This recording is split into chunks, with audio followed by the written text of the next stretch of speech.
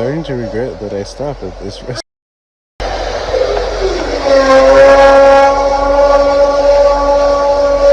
Starting to regret that I stopped at this restaurant.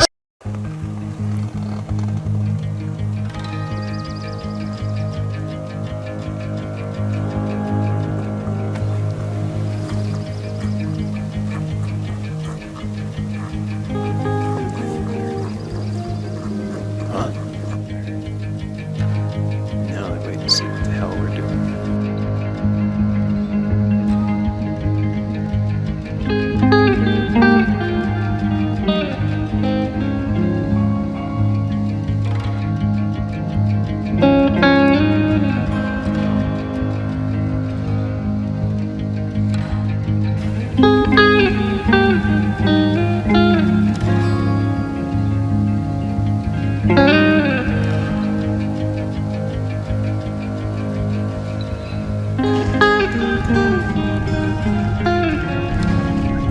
Slide right up.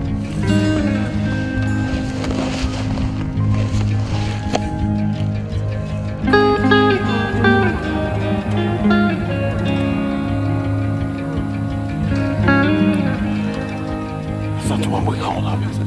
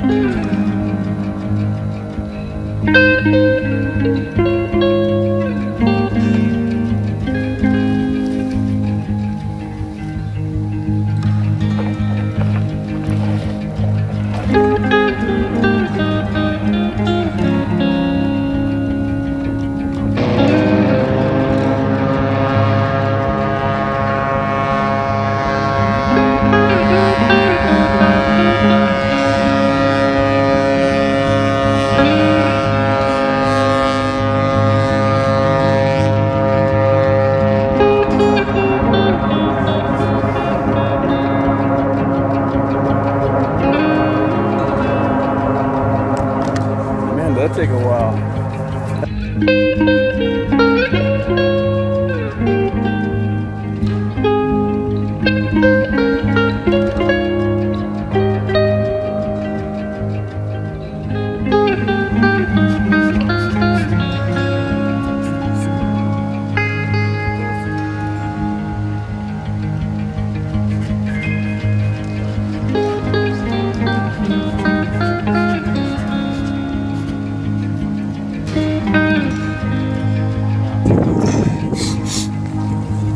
And this is how you come down.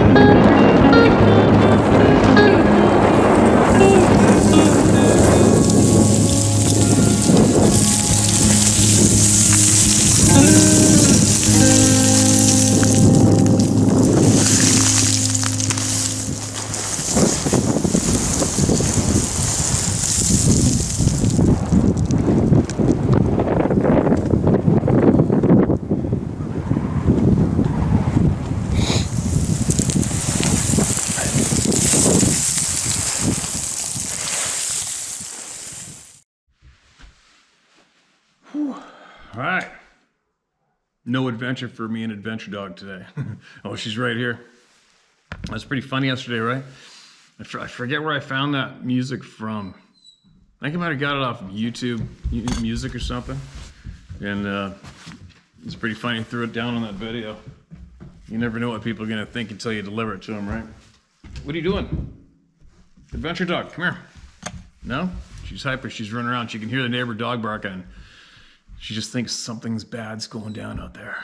So she's pacing. But anyway, somebody sent in another video recording from a truck stop. I'm assuming a truck driver. And again, I had to unload it onto the, I had to load it from my email onto the big computer because my phone doesn't play that shit back, right?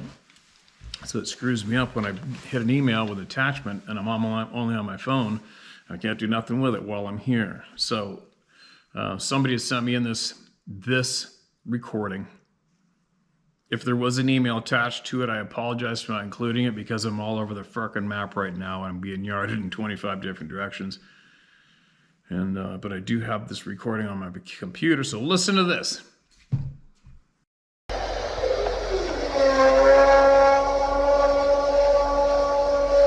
Starting to regret that I stopped at this restaurant.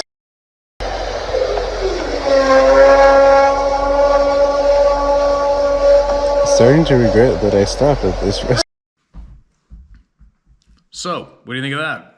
I know one thing for sure is our truck drivers witness a lot of real life because they're out in the real world, working nonstop, 24/7 around the clock, whether it be rural, remote, or in our cities. But they are out there all over the place, seeing everything. Now, if I did misplace and there was a detailed email that went with this creepy frickin' sound, email me back, man, and I'll read it out loud, all right? I apologize again if I screwed up. But that's not something I want to hear, parked anywhere. Now, listen to this. This is titled Mentally Linked to Bigfoot. This is almost a year ago this came in. Hi, Steve. Feel free to use my name. I'm Kevin Saunders. Now, I've lived in Central Florida for most of my life. I think it's important that people find out what these beings are capable of. And I believe you have the same opinion. The experiences I'm sharing have been bothering me for years, and I hope this helps other people that may have the same or similar encounters. In my younger years, before marriage and kids, a friend and I took a week of our vacation time each year to hunt the first week of archery season.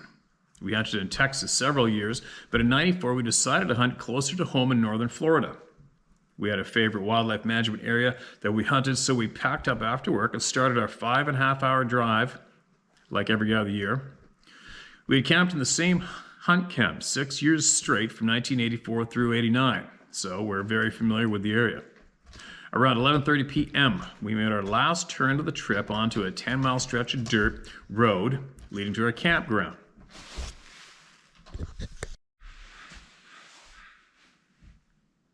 As soon as we got on this desolate road, a herd of about 10 to 15 deer jumped out in front of my truck and proceeded to run along with us, matching our speed of about 45 miles per hour. We'd never had this happen before, so chalked it up to the cold front coming through that night, causing the deer to be more active. It's important to mention that the deer jumped out of a thick wood line on the driver's side and could have easily ran straight across the dirt road in the clearing on the passenger side of my truck. They didn't care that we were driving right next to them and didn't seem to want to get off the road. So I decided to increase my speed to get out in front of them.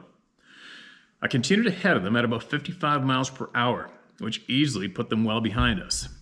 Just a few minutes later, another herd of deer jumped out in front of us, causing me to slam on the brakes to prevent hitting one of them. It was the same scenario with the heavy woods to the left driver's side of the road and a clearing on the right passenger side, yet they decided to run along with us on the road. This time, I got a glimpse of brown, hairy legs running in the clearing next to my truck. I told my friend about what I saw, and he suggested that maybe it was a bear chasing them. I didn't think that was possible, but didn't have a better explanation, so just said maybe. Just as the last time, I sped up to 55 miles per hour to leave them behind. It was just a few minutes later that this scenario happened a third time.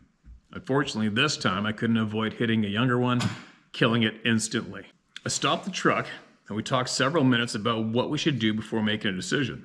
Because we received visits from the game warden each year we hunted there, we decided to move the yearling carcass off the road into the clearing instead of keeping it and trying to explain our experience to a skeptical officer. It was close to midnight at this time, so we quickly got to camp, set up the tent, and got some sleep. In the morning, we decided to drive and looked for new areas to hunt. We were going by the scene of the incident the previous night, so decided, out of curiosity, to see if anything had found the deer. It was nowhere to be found, and there were no drag marks or blood, like the carcass had been carried away. It was a young deer, but it was still heavy enough that it took both of us to move it into the clearing the night before. We both decided to categorize this as another one of many strange things that we had experienced out there. The next year we decided to go back for the 1995 archery season. And it was this year that I believe we discovered the answer to the 1994 herding mystery. It was during our morning hunt around 8:30 in the morning when we saw a 6.5 to 7 foot tall male, say a Sasquatch, chasing 2 deer. I initially spotted them around 250 yards away from my tree stand, and because of the clearing I was in, I had a good bird's eye view of this chase. The being was keeping up with the deer, which was the first thing I found odd. Another weird thing was the way he switched between running and crawling. It seemed that he would crawl when in thick brush and run in the clearings. The being ran like a bizarre cartoon character. The legs moved so fast, they looked like a blur, and its arms dangled at its side. It ran with its upper body leaning forward and its head back to compensate for the angle of its body. When he was crawling, he didn't rely on his hands much, but instead used them to separate the bushes while he made his way forward. The crawling motion reminded me of a lizard or a snake, the way the hips swayed, and I noticed his head was swiveled up on his shoulders in an unusual way, again, to compensate for the angle of his body. The being was built like a basketball player with extra long arms. He was lean with wide shoulders and a narrow waist. The hair was a dark brown and was longer on the back of his head and arms.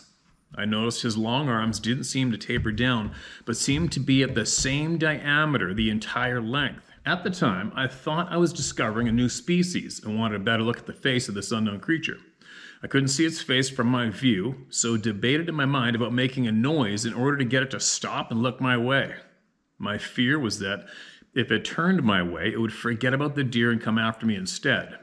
When the trio was about 20 to 25 yards from me, I let out a gasp. The creature stopped and stood and turned towards me. This being was not winded at all. Like chasing his deer was a stroll in the park. He saw me in my tree stand almost instantly, and we stared at each other for what seemed like a minute. All right, you guys, just for shits and giggles, put yourself in that tree stand, lock your eyes with this thing. Now time 1 minute. It's going to be the longest minute of your freaking life. It's going to be like an hour, right? 1 minute in wild time in the bush with anything alive is an hour. 1 full minute. My adrenaline was pumping, and I thought my heart was going to jump out of my chest. I felt like I was looking at his face through a tunnel. I remember that the face wasn't human, which increased the tunnel vision effect. His eyes were large and almond-shaped with no to very little whites. The eye color was almost dark brown. Sorry, the eye color was a dark brown. He had little to no hair on his face, and the skin on his face was a tan color. He opened his huge mouth and gave me a snarling look. His teeth were square, larger than a human, and one of his teeth was broken. The look he gave me was an ugly mix of anger and surprise. He definitely didn't expect to see a human up a tree, and he didn't seem happy to see me. I was relieved when he turned his attention back to the deer and continued his chase into the thick tree line. Wow, he must have been hungry. Just a minute or less after that, I heard what sounded like deer meeting their fate. It took several minutes for my heart and breathing to return to normal. The reprieve didn't last long, as I had my second look at this creature about 30 minutes later. No way. He walked out about 80 yards from me, staring at me from the same tree line he had disappeared from earlier. He stood there looking at me for at least 10 minutes, but it felt like an hour. 10 minutes would be like a lifetime. At that point, I couldn't make out any details, just a dark figure standing upright. My mind was racing as I sat there, wondering what he was planning for me. I guess he either decided against confronting me, or he was just curious because he eventually slipped back into the trees. I now believe that what chased those deer in front of my truck in '94 was a family of Sasquatch/Sabe. Can you imagine the organization it took to make 3 separate deer herds jump in front of my truck on a 10-mile stretch of road? This road never had traffic, and it was the middle of the night. So how did they know we were coming down that road that night? Were they following us a while? Before we turned onto the last road to the hunt camp? How did they gather 3 deer herds and time it just right so the deer jumped out in front of us going 55 miles an hour? How many of them would this take, and how did they communicate during this coordinated effort? I believe that the deer were scared out in front of us on purpose.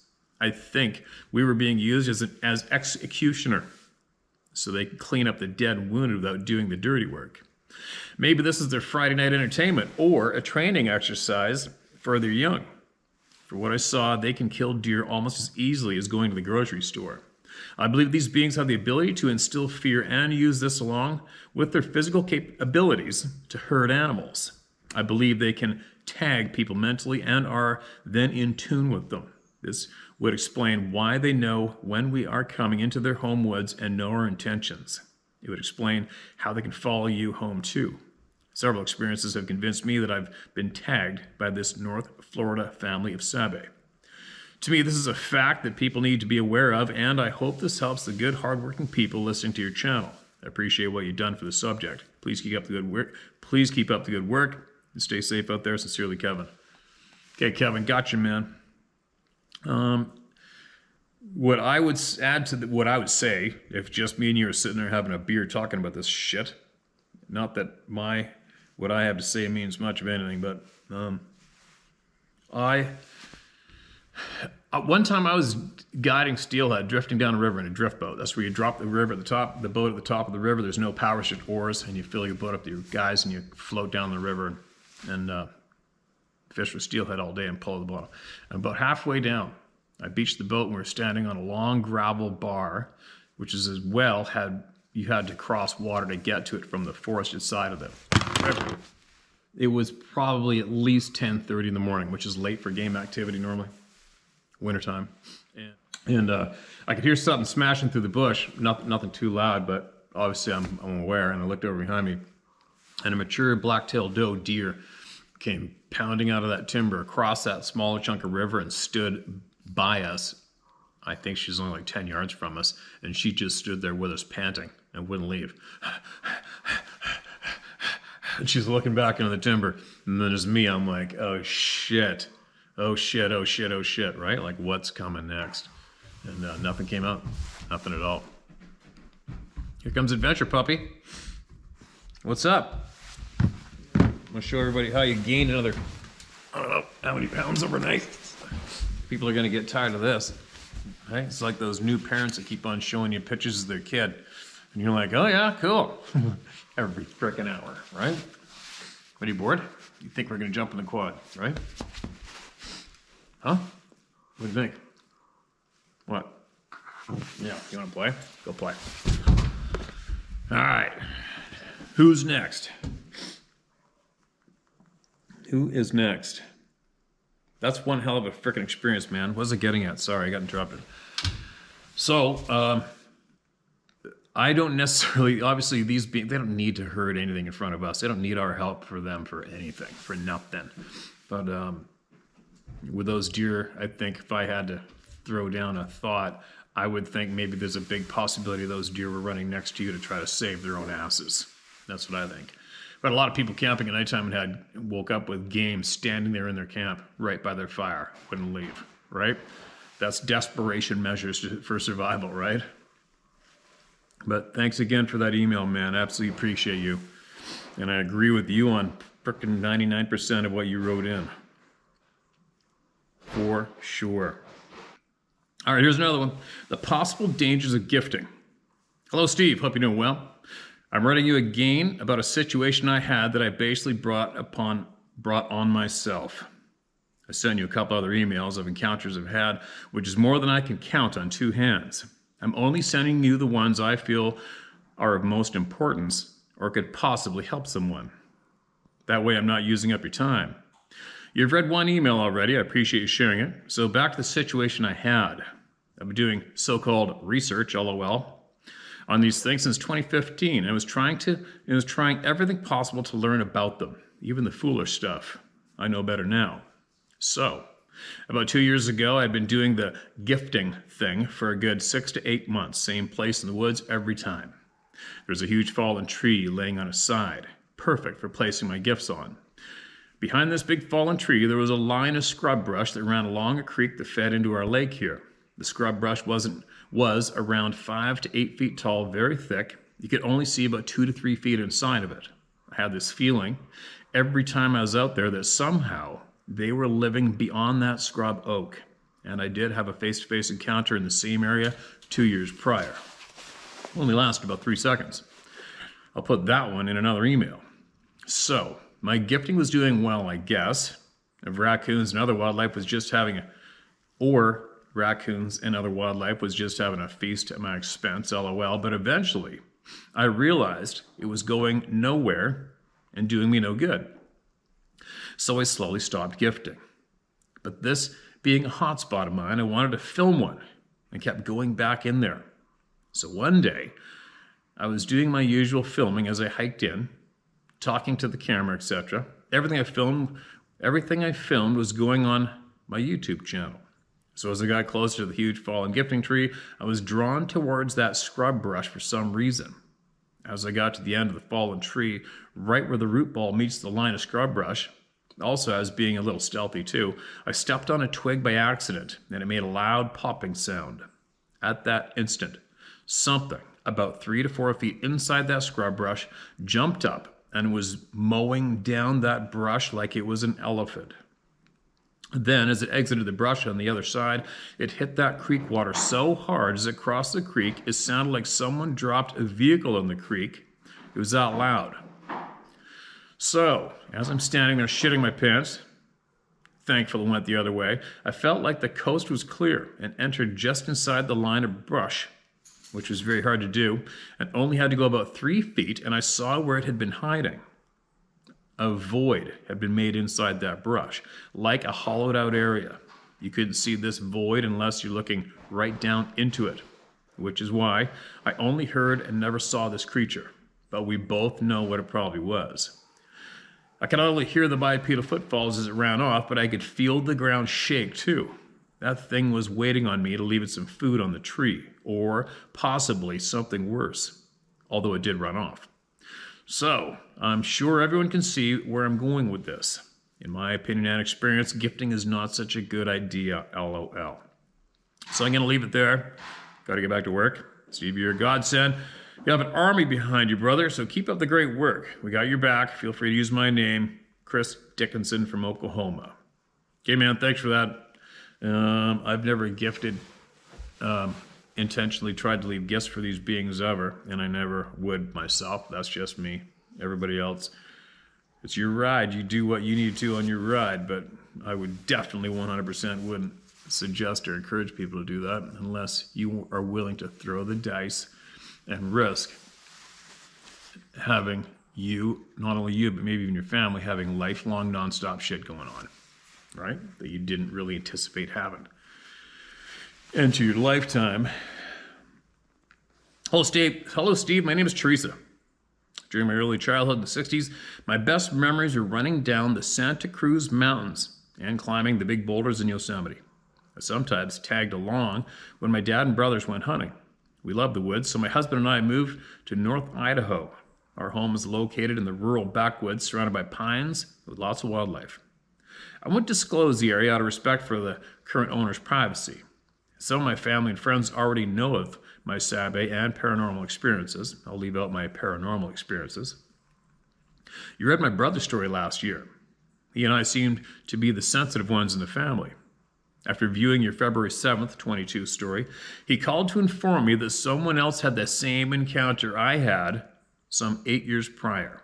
Instantly, my heart started to pound because I just learned that I had a Sabe encounter and not done by a wicked entity. I'm referring to Luke's story, who as a child had a Sabe place its hand under his camp pillow, then gently move his head up and down.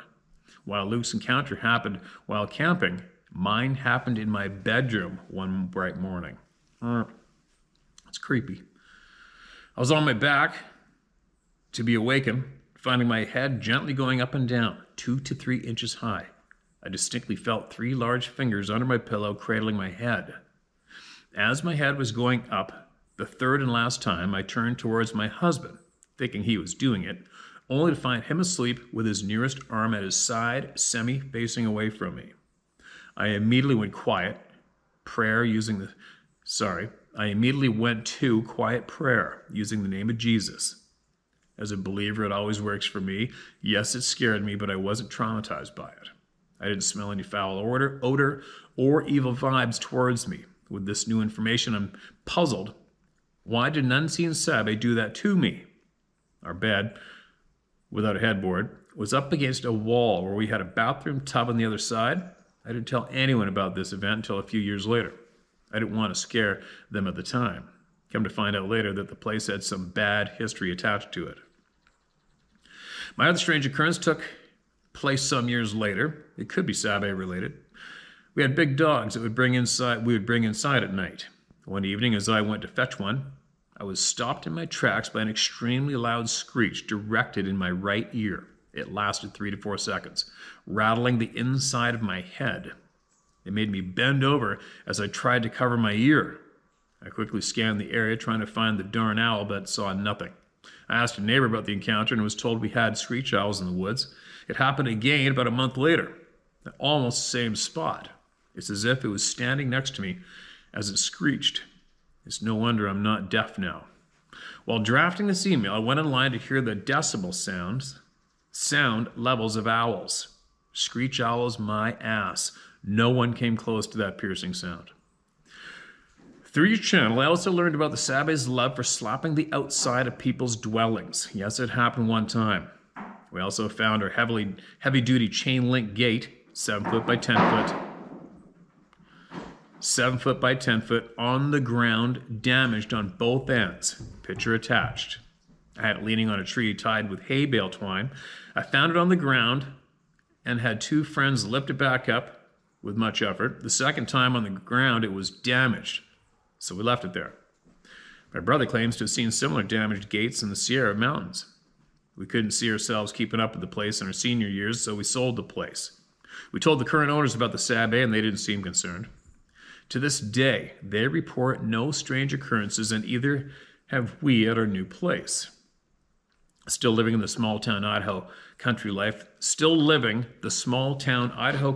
that we love. I hope these experiences have helped someone's puzzle piece. When you have a strange experience, tell someone. You'll be amazed about what others have to tell as well.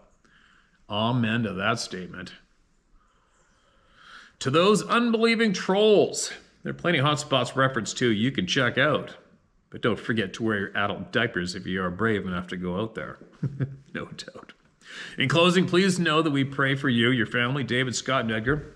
We thank you, Steve, for voicing the people's stories about the other people. Ephesians 6:12, for we wrestle not against flesh and blood, but against principalities, against powers, against the rulers of the darkness of this world, against spiritual wickedness in high places. And there is the picture. I wonder if it'll work on here. How's that? It is working. Look at that. That is the bent piece of fence or gate. I definitely took a bit of pressure to make that bend in it. For sure. Thanks again for sending that email. Thank you for your time. It's precious. We appreciate it. I gotta go tend to Adventure Dog here for 1 minute. She is pacing, thinking we're gonna go do something. All right, got another one. This is titled More Info for the Previous Email. And this is sent almost a year ago. I hope this makes sense. This is what happens when you don't send it all in one email, right? A year later almost. Hi Steve, I sent an email titled My Awakening in February. I've been asking a lot of questions of people who have hunted with me over the years, and holy hell have I received some feedback. No doubt. My buddy Keith, who, his grandpa Merlin and my grandpa started our hunt camp back in the 40s or 50s, saw it. He described it as a crazy, skewed-looking wolf creature that was bigger than any bear or wildlife he had ever seen. It scared him bad enough that he never hunted the island in the swamp again. He'd been hunting this island for the better part of 20 years. My grandpa had his life saved by it. He fell out of his stand at age 73 and blew out both of his knees. He was about a mile from his car and bow hunting alone for bear. He passed out from the pain and woke up at his car. He had no recollection of what or who carried him to his car, but he knew what had happened. Unfortunately, no one else would believe him. You can't believe how bad I wish I could talk to him about my experience. He passed away in 2012. Holy shit. Similar stories have been reported numerous times now. Prior to that, he's by himself and got his car stuck in the creek crossing. He remembered getting out of his car and looking for logs and sticks to put under his wheels. The next thing he remembered was being in his car driving to his stand. Again, no recollection of how his car was unstuck or how he was even driving to his stand. But again, he knew. Wow. I'll be talking to my aunt next time I go up. She lives there about 6 miles from camp, and see if she or my uncle ever had any experiences. They lived there since the 70s, and I'm sure that at least my uncle has had experiences since him and my grandpa were pretty much always hunting together. To be honest, I was never a believer, nor a disbeliever prior to my experience. But this and my experience has definitely changed my mind and my life. I hear a lot of stories about Sabe helping people, and also about them scaring the hell out of people. I never felt any threat from my experience. I did feel uneasy, but never really scared or like my life was in danger. That being said, I'm going to try to speak to them next time I go up with Mind Speak and see what happens. I've already experimented with this and had some success per my last email. Wish me luck, LOL. I'm sure you and the others will say I'm nuts for handling this the way I am, but I feel safe doing this, and I will definitely have adequate protection in case something goes wrong. But I honestly don't want to ever harm the being in my woods. I want to thank it for helping my grandpa. Thank you so much for doing what you do, Steve. It's eased my mind in dealing with this. Much appreciated, brother. Ed Steele. Ed, I hope you said it's okay to use your name. I seem to be screwing up the odd time with that at the end of the emails, but thanks for sending that in, man. And you're not the only one to report them, these beings, these people helping us. One of the earliest accounts, I think it was in BC, coast of Vancouver Islands, a native man was reported to had filled his boat with fish. His boat was on the edge of the river, but he had beached his boat at higher tide. The tide went out and he was stuck. And he was pushing, he was messing around, couldn't get his boat out of there. And went to see if he could walk somewhere for help, and came back, and there was massive footprints, and the boat was pushed into the water, enough for him to manage it, and there was a handful of salmon missing for the efforts. Right? It's all sorts of people, but there's another hiker broke his leg, and a female Sasquatch picked him up and carried him and placed him by the main hiking trail, and he said he could see two of them in the bushes watching him as two hikers came up and found him. There's a lot of similar sightings, man. But anyway, yeah, I wish you luck. Lots of luck out there, and go with your gut instincts. Obviously, your gut's telling you it's okay to do this, so give her, man. As long as the gut says it's okay, it's okay. Report back if you want. If you learn anything new, that'll help us. All right. Here's another one. Interdimensional, not extraterrestrial. Hey, Steve, I just started watching your content, listening to stories. Interesting for sure. After hearing stories before you were discovering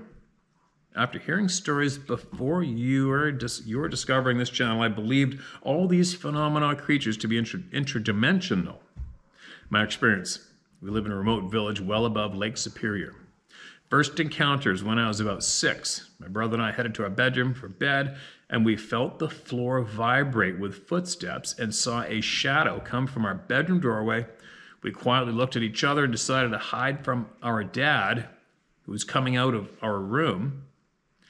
So we moved quickly down the hallway and past the kitchen where our mom was doing dishes and headed towards the living room. There was our dad sitting on the couch doing a crossword puzzle. My brother and I looked at each other in confused disbelief. We lived in a trailer. No way you can walk the length of a trailer without bumping into someone or passing them. There was something in our room that cast a shadow and walked on 2 feet. Sometime later on another night, I was brushing my teeth before bed when from the corner of my eye, I had seen a skinhead with a large forehead of some kind peeking at me from around the corner of the door, only 3 feet away. I don't know what a skinhead is. I gave a blood-curdling scream and my eyes fixed on the doorway, stepping further away. My parents and brother came rushing. Obviously, they did not bump into anything or see anything strange, but I could not forget what I saw.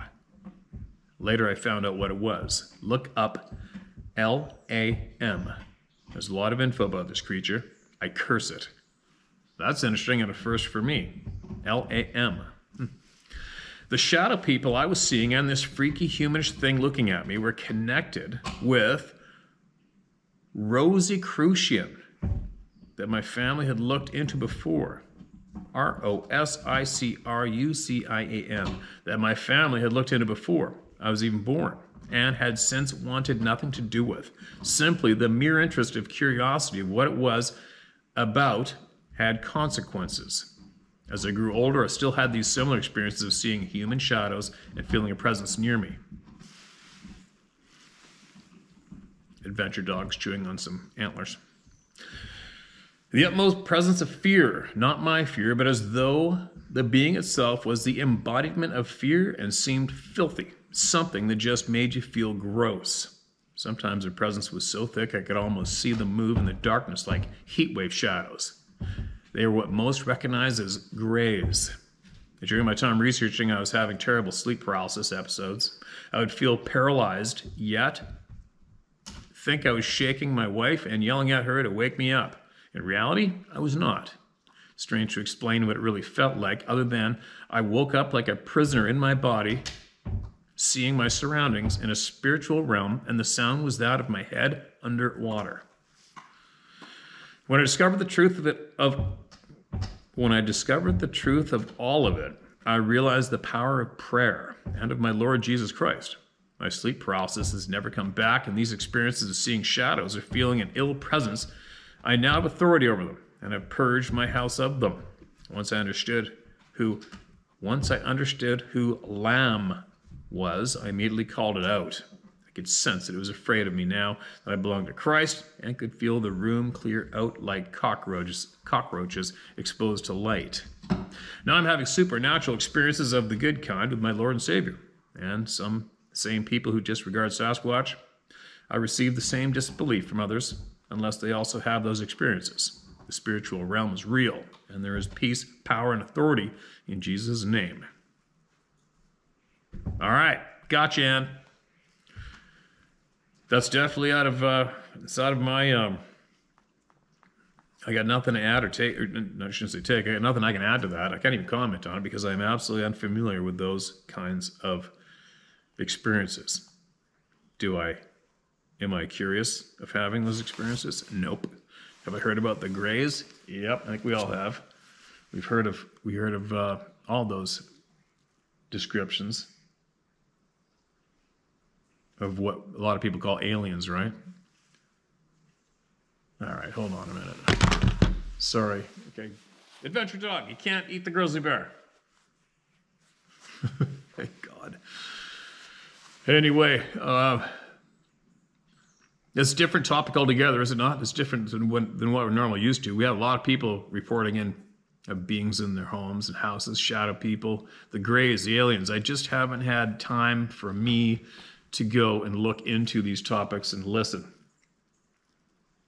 Probably because I'm so caught up in what our current topics have been, which is in the mountains and the wilderness in North America and more, right? And my fellow people who I need to help get back out there and keep experiencing life and what they're passionate about in the woods and in the mountains. That's what I'm about a lot. All right, we're going to blast out one more, and then me and Adventure Dog are going to get moving. I can tell by the neighborhood dogs, which rarely bark. There's a bear out there. But there's been bear sightings.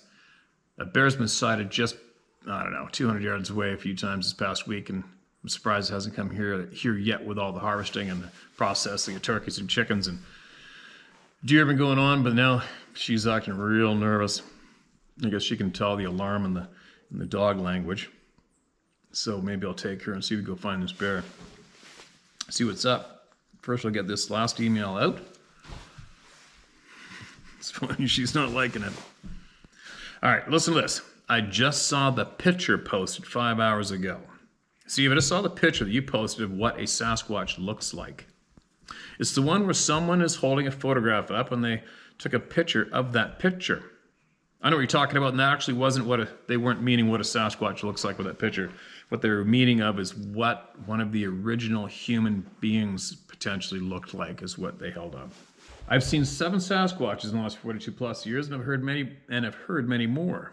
3 of them from less than 10 feet and out to 60 plus yards. In 2014, the one at 60 plus yards was 9 feet tall. It came down a short timbered hillside, came out of the timber, then walked in front of myself and my wife, left to right.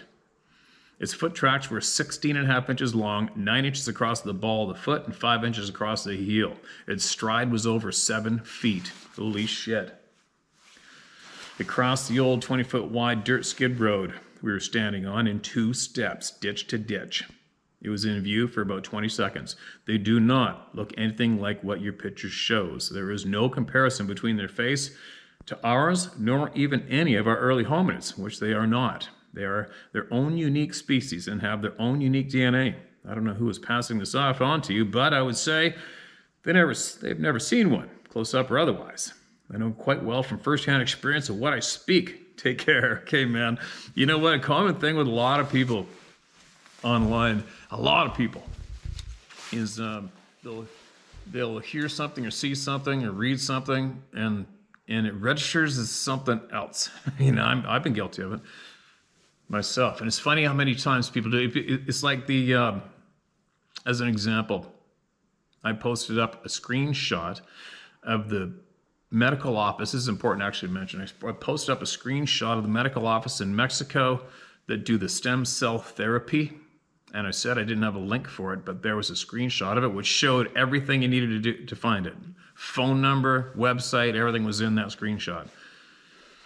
And I got pummeled with people saying, "Where's the link? Where's the link? You didn't post the link. Where's the link?" You know, meanwhile I say, clearly, I don't have the link. But here's the screenshot of all the links. That's just a roughie. But anyways, I need to get that out too about the link for the stem cell, whether or not you're into it or not. I don't give a shit. Take from what you will, leave it. But getting back to, I think I still have that picture on my phone, actually, and the picture was not being posted as a photo of a Sasquatch. It was a photo of what? I don't remember the official biological term for this being, of this age of humans, but it was supposed to be a photograph of what they feel the first early female humans may have looked like. I forget the name.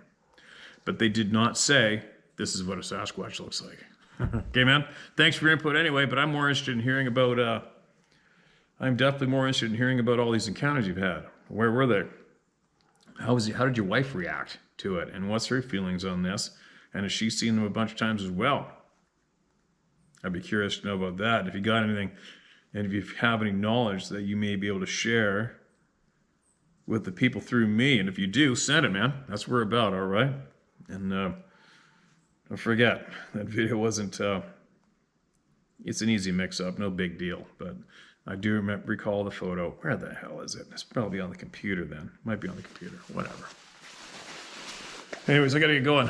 Adventure Dog is sitting on the old sleeping bag pad there, bored to shit, waiting for me, her adventure supplier, to get up off my ass. And what else is new? By the time you guys see this video, Sarah would have made the store live. And you can find it at, it is called How to Hunt Store, howtohuntstore.com. Howtohuntstore.com. One word. Howtohuntstore.com is the domain. And she's got a bunch of variations of the How to Hunt hats available right now.